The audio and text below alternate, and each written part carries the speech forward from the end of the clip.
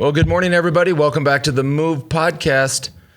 Talking about stage 3 of the Tour de France Femmes avec Zwift. Mel, where do we go? Troisième étape, stage 3. Qu'on longe la rouge à Montignac-Lascaux. Qu'on longe la rouge à Montignac-Lascaux. Oh. Yes, thank you, Mel. That would Love her. What would we do without you? Exceptional, an exciting day, but an exceptional sprint by Lorena Wiebes, who's just shows time and time again that she's by far the fastest sprinter in I guess any field. She's a monster. She's definitely a monster. In the best, most beautiful, powerful way. Right. We're going to get to all the action here in just a sec. Today's show brought to you by HVMN, of course, the makers of Ketone IQ. They launched the world's first drinkable ketone in 2017. Ketone IQ is their latest innovation on ketones with improved effectiveness, taste, and cost. And it's no wonder that HVMN supplies the vast majority of these Pelotons with Ketone IQ. Also, update there. Ketone IQ is now available at any Sprouts throughout the United States. We don't have a Sprouts here. Nice. We need one. Yeah, you do need one. You can save 30% off your first subscription order of Ketone IQ at hvmn.com/themove. Again, that's hvmn.com/themove.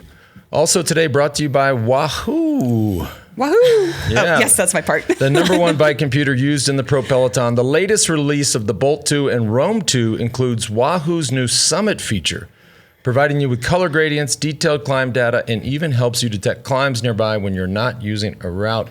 By the way, they're going to be using the Summit features tomorrow. We'll get to that at the end of the show.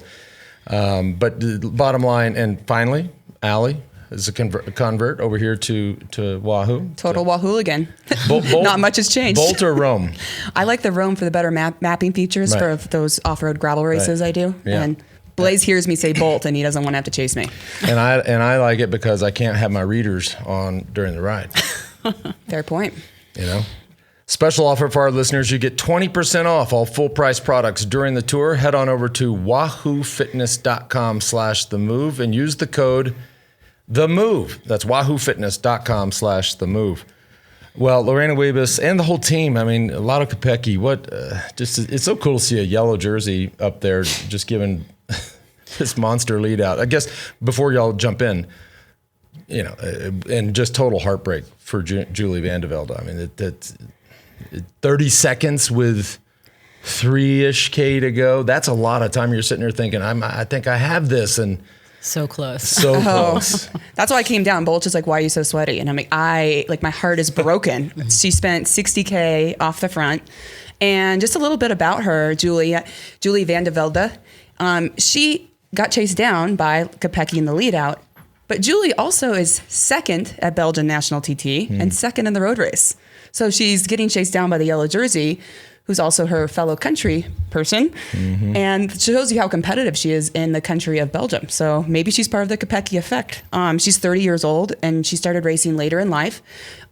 She was into athletics, so track and field. She loves a good 800, a 1K, running, and she got injured, started cycling, and she's like, her quote was like, I guess I have lungs and I'm pretty good at this. Yeah. And I've watched the Tour of Flanders before. Why not race bikes? And here she is. And knows how to suffer. For anybody that's ever run, I mean, if I had to go back to running, like, you know, I grew up running, of course, track and cross country, but the mile, 5K on the cross country, but the 800, that's like the 400 I am in swimming. Like that's somebody that knows how to suffer.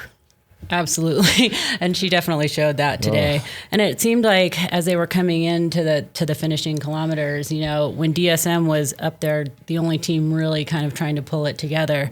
The question was, is it SD-Worx, or when is SD-Worx going to take over or help them out? And so, you know, seeing how well they judged that timing, had they waited just a little longer, you never know. But they caught her. I mean, heartbreaking. 200 meters to go, and I love a good breakaway. Right. That's how I usually win races, and I've been caught meters from the line, so that is why I was very sweaty coming down here, and my heart is broken. However, on tour data last night, I did call the podium, but I got one off, so... And for those that just watch cycling occasionally or during this time of year, when you have that breakaway, and we talked about it, I forget what stage it was in the men's race, that the break actually did make it. But when you're out there alone and you've been out there for 60K and you almost need in the last. You're looking at a kilometer to go. You got 10 seconds, 15 seconds, whatever. It's not enough. I mean, you've been out there, so you're dead tired. And when the lead out starts, they are literally going twice. I mean, what did it say? Lorena Wiebes was going 64K an hour, folks. That's almost 40 miles an hour at the end, slightly uphill. So it's almost stacked against her. Yeah, it's almost impossible to hold that off. She's the fastest sprinter with the best and strongest team in this tour, which we've talked about since day one. And I still never want to get in a bar fight with Wiebes. Never. But I wore my combat attire today because I was ready for battle. No, yeah. But honestly, it was watching the team dynamics behind, right. and SD-Worx kind of just sitting back and letting everyone else do the work, kind of looking at when were they going to decide to actually start taking part in the lead out. And I think that was the big question. You're just going, oh God, if DSM keeps this up any longer, she may make it. But then at the same time, you knew that SD-Worx had been sitting in all day. And when they actually went to the front, they had that power to bring her back. But I mean, what a sprint. And why does DSM do that? I mean, I know they have a great sprinter in Charlotte Cool, but it's not their responsibility. I mean, they have plenty of excuses, so to speak, to say, you guys are clearly the dominant team. You've got the yellow jersey. You've got the best sprinter in the race. Yeah, I mean, I think it's that fear of missing out. I mean, they really that's their chance of getting a result. So they decided this was their shot. They were going to go for it, but you could see they just didn't have the power to bring her back. They were not closing the gap quick enough, and they were definitely the ones that were trying the most. I did see that Pfeiffer Georgie had a quick interview, and she's on DSM. And she was pretty disappointed. She went back to SD-Worx. Hey, you can help bring back this break. They're like, nope, your race to lose. We're winning. So, you know how the game of poker goes out there. Yeah. But she was just like, what were they thinking? They weren't helping. But ultimately, SD-Worx still won. And Kopecky got third. Leading out. Exactly. In a full send yellow. She is committed to that yellow. I saw that. That's a lot of yellow. Yeah. It looks great. And the team. A lot of yellow. And the team in yellow helmets. And I was just looking up the green jersey stuff, classification. She's, by getting third, she has such a lead in the green jersey competition. She's not going to lose a lot. I wonder, we'll see how that sits. I mean, Lorena Wiebes got the green nails, came here to win the green jersey. But if she keeps getting, not that we have many days like today, but if she gets that lead out again, and Lotte Kopecky can, even stay third, fourth, fifth, it's hard to make it up. I don't know. I noticed though that Kopecky's nails are yellow, and Damie's are red, which I was like, I'm a little confused. Maybe they're just trying to play games with us. Okay. I'll text and ask. Rebecca needs to know your nail polish. They're We should probably get a nail polish sponsor. Trying to keep it all within the team, so it doesn't really matter what color you're sporting. As long as it's the team, then it's all good. I think that's maybe like a traffic light thing. Think about that. Red, yellow, green. Could be. Speaking of red, some consolation for Julie Van de Velde has the polka dot jersey for being out there all day and taking the points. So not all is lost. Got a little time on the podium. Yes. And also just an update from Eva, who had that very scary crash for all of us. She did get out of the hospital and said that she is sorry for scaring us. Most importantly, she's disappointed in letting her down her team, which is always just heartbreaking to hear. Her injuries are concussion and somebody coming back from a very bad crash 3 weeks ago, and concussion myself and all my brain injury backgrounds. We really just want to wish her the best of recovery there. Some stitches, and she said a very long contusion, but hitting the guardrail, I'm sure, caused something quite painful. But we really wish her well, and she did scare us, but I'm sure she scared herself a lot too. I thought about this yesterday, and of course you can ask Chloe Dygert her feelings on guardrails. Guardrails can be good and bad. I mean, you see a lot of the big alpine stages or stages in the Pyrenees where there's no guardrail, and you can get, guys and gals are going 50 miles an hour, and well, you can just imagine what would happen if you blew a front tire in a corner or at any point. That's fatal. But those guardrails also, and again, ask Chloe, they can hurt too and they're sharp. There's certain sides of them, the back sides of them. If you do make it over there, I mean, I'd never seen a crash like Chloe's from a guardrail. I haven't either, and I don't ever want to see. Never want to see it again. That was stuff you don't ever unsee. Yeah, for sure. I did want to do a special happy birthday to Sylvia Persico. It was her birthday today, 26 years old. So she's one to watch later too. So. Speaking of ages, you had another fun factoid on the white jersey, which is different than the men's tour. Yeah, so Cédrine Corbile, she's a French national TT champion. And for the women's Tour de France Femme avec Zwift, the white jersey, which is what Lance is trying for right now. We know that, not in the polka dot for sure. But it's in the men's tour, it's under the age of 25. In the women's tour, it is actually a specific U23, which is the normal youth classification. So if you were born after January 1st, and this is going to make us all feel so old, 2000. Oh, God. You could qualify for this jersey. Cedrine, she is a nutritionist and a dietitian and born in 2001. Wow. I bet the men's race adopts that. It's especially because you're seeing, I mean, the fact that Tadej Pogačar, I mean, it's like, what is that jersey? Is like under 30. He's been in it for like 5 years now. But as that men's field gets younger and younger, it's starting to make no sense that it's under 25. My bet is that they adjust that. I think it would be a good decision to go a little bit. Yeah, and younger it's universally recognized as a category. Obviously, you have juniors. For those who don't follow it that closely, you have junior category, U23, and then older than that. So that'd be a good idea. Me think. Well, she finished a little off the back on stage 1, and she's still in the best young rider, Right. but she was just shocked. Minute plus. Yeah, minute plus. Yeah. And they're like, "You're best young rider." She's like, "No way." Hey, That's so sweet. Hey, take it. She's just having the time of her life with it. Get up on that podium. Get your sponsor some love. Also, how is she already a nutrition and dietitian, and she was just born? Like 2001. It's impressive. I'm telling you, these women, like cyclists, are multitaskers. Yeah. Yeah. Speaking of let's just take it easy for a little while, okay? All these you just reminded us the head stuff, and can we just maybe pick up swimming for a couple of years, Allie? With a dislocated shoulder right now, I'm not sure You know what? swimming. You played college tennis. You played D1 tennis. Maybe just go back to that. Looking at the black line in the pool for a few hours. Yeah. I am taking it very easy and recovering, and thank you for being very supportive. You and the team have been amazing in this, so absolutely. It's all very scary. Today's show also brought to you by AG1, the daily foundational nutrition supplement that supports whole body health. I got up early this morning, y'all. I was watching the race. Had to go get acupuncture on my neck.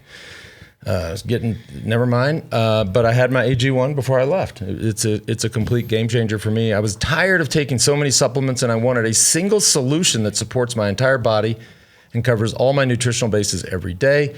I wanted better gut health, a boost in energy, immune system support, and I wanted a supplement that actually tastes great, as it does. Really, to me, it's all about just taking control of your health. And by the way, all for less than $3 a day. If a comprehensive solution is what you need from your supplement routine, then try AG1 and get a free 1-year supply of vitamin D and 10 free AG1 travel packs. Yes, that's 10. We can do that math. Head on over to drinkag1.com/themove. One more time, drinkag1.com/themove. And we have a new friend. We have a new friend on the show. We have a new friend on the show. So we're really excited to offer or to announce a new sponsor of our show here on The Move. And it's kind of weird. We were just talking about Best Young Riders, and now we're going to introduce OneSkin. And I know, Lance, like we're still trying for this Best Young Rider, but support from today's episode comes from OneSkin. And I actually come from a biochemistry background, and so I love science. I'm a huge dork. And OneSkin is founded by a team of 4 female PhD-level scientists with over 15 years of studying the biology of skin and aging. And testing thousands and thousands of peptides, they discovered the OS1 peptide. And now their flagship product, OS1 Face, is clinically validated to improve your skin health, firmness. And Mari, Lance, and maybe even George is using this right now, and we're definitely enjoying how it looks. And so we're really happy they're supporting the show. And Mari's been... Yeah, I mean, I'm really excited that we're doing some skincare stuff now with OneSkin because it's really important. And I feel like, your skin is aging constantly, and especially when you're out there in the sun all the time and working out, we need to take care of it. And starting at an earlier age is the most important thing.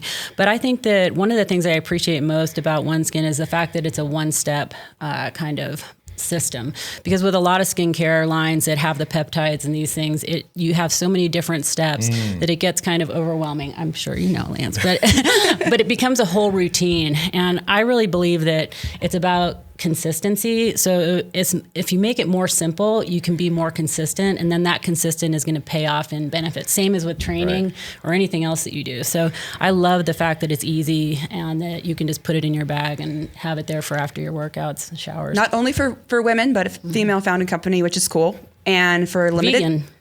Oh, and vegan. And for limited time, our listeners can get 15% off OneSkin with our code FEM or FOM, depending on how you pronounce it, spelled FEMMES at oneskin.co. OneSkin is for everyone that wants to prevent or reverse the signs of aging with groundbreaking approach. It addresses skin health at the molecular level, targeting the root causes of aging so skin behaves, feels, and appears younger. It's time you experience a new skin health routine at a discounted rate today. Once again, get 15% off with the code FOM, FEMMES, at oneskin.co. That's 15% off, oneskin.co with the code FOM. We only have one body, one skin, and we get to have to make the choice to make it better. Amen. You know, Amen. I'm pretty excited about this, and thanks to OneSkin. We can get the U23 jersey for skin. White jersey is coming our way. That would be an endorsement. Let's look at and talk about tomorrow, because here, this is, as we say, this is when it gets real. It's so funny. Look at the first part of the stage. You're like, and then halfway through. By the way, also the longest stage of this year's Tour de France Femmes avec Zwift, 177 kilometers. And for all you Americans out there, what is that? That's about right around 110 miles. Yeah, and I mean, like, when you look at how SD-Worx has been riding these last few days, sitting in and basically letting all the other teams do the work for them, you can imagine just how much stronger they're even going to look tomorrow towards the end of the race when the fatigue starts setting into the people who've been trying to attack or doing the work for them. Yeah, it's going to be a really tough stage. I've seen it referred to as towards the finish as a mini Liège-Bastogne-Liège. And Flesh alone looks a little... The final kilometer has been used in the men's tour. And this is where Greg Van Avermaet outkicked Peter Sagan. So you can imagine that type of classics, real hard, punchy, uphill kick. It also passes some cool castles of Danish royalty. So this is the one I wanted our Danish queen, Cecile Ludwig, to give it a shot too, because she's good on that flesh, those punchy type finishes. And I just need a podium interview with her, so she needs to win. That last few kilometers, though, is super intense. There's some pitches, 10 to 15% in there. So Colton just pulled out. I just shot this over to him. Yeah. So I mean, this is very Flesh Wallone-esque. You get the quick run into it downhill, which it makes things nervous, and then, that last kilometer with sections of 13%. And it's funny on the main profile, you don't even hardly see this. You're looking at the climbs before. By the way, the last 20 kilometers are never flat. There's a bunch of tough climbs, and then you finish up that steep. Well, there are three categorized climbs in that last. Or no, I'm sorry. Yeah, 3 categorized climbs in the last part of the race. So that's going to be really hard. I mean, this has to be a duke out for the yellow jersey. I mean, this is Demi Vollering and Annemiek van Vleuten and anybody else that wants to contend. You got to be there. I mean, they were calling that second stage, when Demi was calling that a queen stage, but to me, this looks more like a queen stage. I mean, after the Tourmalet, but this is a pretty tough one. Yeah, you're coming with Demi, who's won courses like Flesh Wallone, and Juliette Labousse, who we're looking for in GC. She also has podium there as Cecile, so riders like that. And when it tends to get explosive, that's where Annemiek does lose a little time, because when it gets that full gas, even but it's a long day. Could do well on that finish too. But she was making some attacks today. I mean, she made that one really good attack, but the energy that she's wasted a little bit over these other days, it makes me wonder what her punchiness is going to be like going up that last climb, which seems like it would be really good for her when you look at it on paper. Yeah, agreed. Just ask Tadej Pogačar. It does. It catches up with you. It catches up. I mean, it's great to see riders super motivated, but look, we have some hard days, and you've got big mountain stages, a time trial. It adds up. And I mean, the other teams doing the work for SD-Worx, we're talking about, the Canyons and DSM and those teams. But at the same time, what's working for SD-Worx is also working for Movistar too. The fact that her team isn't as strong, but still they haven't needed to do anything either. So they're also rested kind of going into this section too. And have a stage win. Yeah, I mean, exactly. They have a stage win. The Tour de France Femmes avec Zwift is no different than the men's race. A team that you just get an early stage win, and it's I love talking about it, but it's just that mood and morale at the dinner table. It's like, hey, we didn't see this come. Cool. All right, we're already in the money, so to speak, and it just lightens the mood and gets the momentum rolling. Absolutely. Also, cooler temps. I don't know if I said that earlier in the stage. Rodez can be wicked hot, and of course, we've already seen some warm days. It looks to be actually overcast and high 60s. Okay. So not as bad as we thought. Yeah. I know, and there's probably some, there as it always is. I mean, there's certain riders that just don't ride well in the heat, but this is not going to be a factor. Yeah. You want to tackle some questions? We got some. I didn't want to read these to you all before because I don't like surprises. I like. I was always jealous of JB during the men's race. He read the question. It just kind of felt like he had a direct line with people. Well, that's because they're emailing JB. Right. Yeah. They're not coming. Wait, they're not coming into my inbox. I'll just tell your text messages number out here. Okay. Here's first question. Tracy Williams says, "Is 1 week a typical length for Grand Tour for women? Do you ever think that they will extend it to 2 weeks?" She also says, "Always enjoy the show. I love Ketone IQ. I've been using it since you had it on the show last year." So.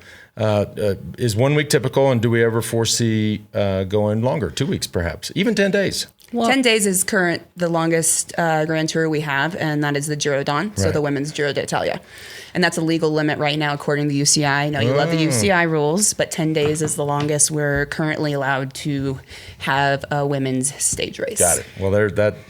I do think that eventually the races will get longer, but we have to have the depth in the field to be able to support it, because right now with the World Tour calendar, there are so many events, but the teams don't have enough athletes to cover that many events. So I think as we get more support and the teams get bigger budgets and they can have more women on the teams, then you'll start to see races be able to have longer races.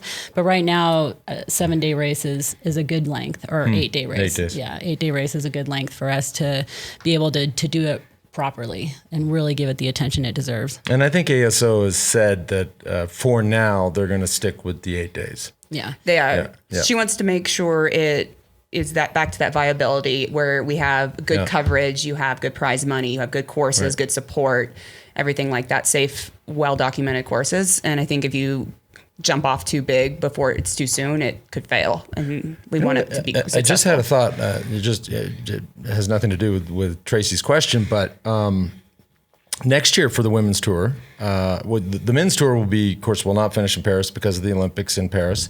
It's going to finish in Nice. So the men's race will not have an Olympic champion in it. However, the Tour de France Femmes avec Zwift is a few weeks after the men's race. So you'll have, I'm assuming they'll do the tour, you'll have an Olympic champion, which is never hurts.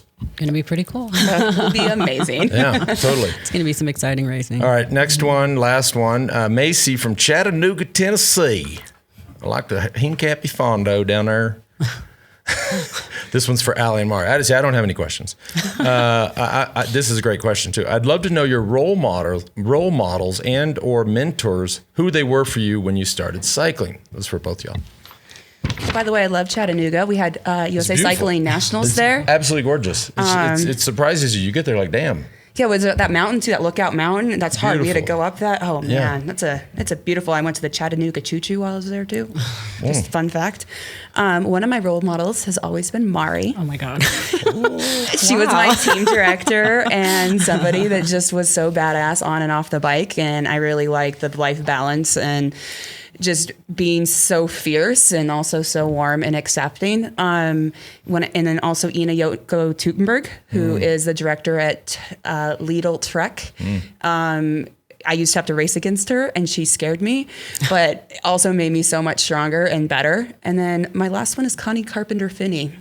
She's a legend. She gave me some of the best advice when I was 23 years old, wondering if I should go to Europe and race professionally and quit being a scientist and all of this. And it was a huge, scary leap. And I said, what if I fail? Like, turn down this to go and make not much and crash. And what if I fail? And Connie said, you have an opportunity to go and be better at something. Why not take it? Right. I think that's right. And science will always be there. Still is, apparently. Yeah.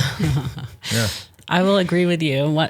Connie Carpenter was not on me, but But I'll agree with you that Connie Carpenter was one of my role models too. I think that whole 7-Eleven kind of crew that was there with Inga Thompson, Connie Carpenter, I also really looked up to Marion Berglund. I thought she was pretty incredible. But yeah, I mean, looking to the generations before and kind of seeing how they went out there and trailblazed and went for it. Anybody else? By the way, I thought you were going to say, I agree with you, Maury. I agree with you. I really looked up to myself. I thought you were going to go there. I was like, wow. Does Maury get in trouble on another day? No. I was not meaning to go there. But yeah, I think that 7-Eleven team really had a lot of women who kind of made us women in America look up to them because they were out there just being rebels, going over to Europe and winning. And it brings up another good point because we've talked a lot about how a lot of these teams are associated with men's programs, right? You can look through the field and see either the same jerseys or certainly same sponsors and same staff.